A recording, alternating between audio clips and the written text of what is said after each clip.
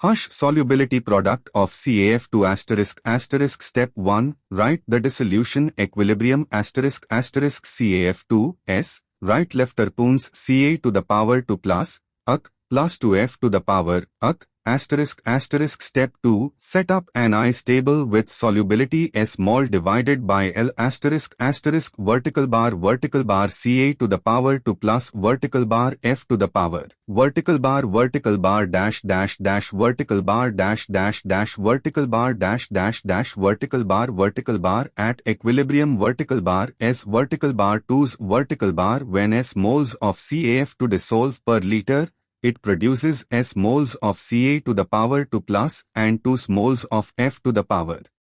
Step 3. Write the Ksp expression Ksp equals Ca to the power 2 plus F to the power 2 Step 4. Substitute equilibrium concentrations Ksp equals S 2's to the power 2 equals S times force to the power 2 equals force to the power 3 Answer. Ksp equals force to the power 3 The key point is recognizing that CaF2 produces